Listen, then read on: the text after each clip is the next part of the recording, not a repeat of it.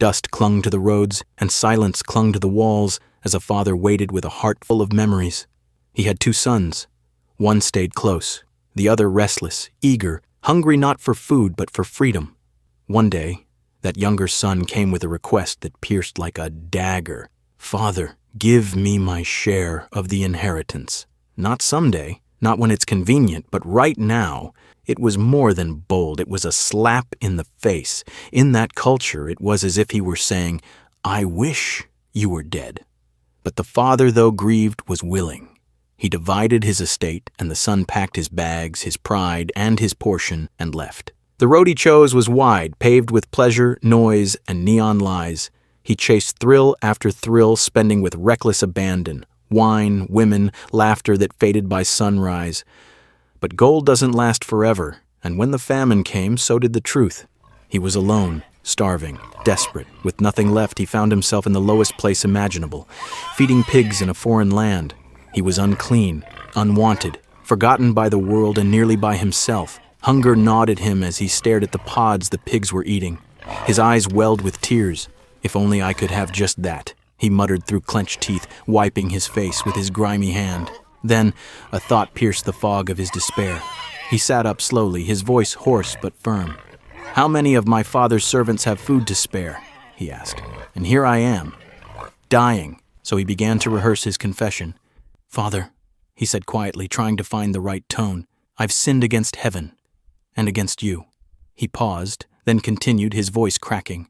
"I'm no longer worthy to be called your son. Just make me like one of your hired servants." With shame resting heavy on his shoulders and the stench of failure clinging to him, he walked homeward, each step a fragile mix of hope and fear. But here's the miracle. While he was still a long way off, his father saw him, not by chance, but because the father had been watching, day after day, eyes scanning the horizon, waiting, hoping, and then he ran. The father ran. In a culture where dignified men didn't run, he did. He hiked up his robes, threw away his pride, and sprinted toward the son who had broken his heart. No words, no lecture, just embrace. Arms wrapped around filth and failure, kisses of mercy covering shame and regret. The son began his speech. "Father, I've sinned."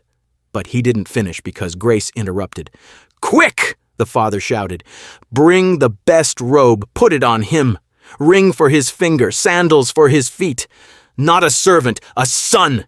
And kill the fattened calf. We're going to celebrate. My son was dead and is alive again. He was lost and is found." But not everyone danced. The older brother stood outside the party, bitter. "I've slaved for you. I've obeyed. And you never gave me even a goat to celebrate with my friends. But this disgrace, comes back and you kill the best for him?" The father stepped out again. "Son," he said gently, "you've always been with me.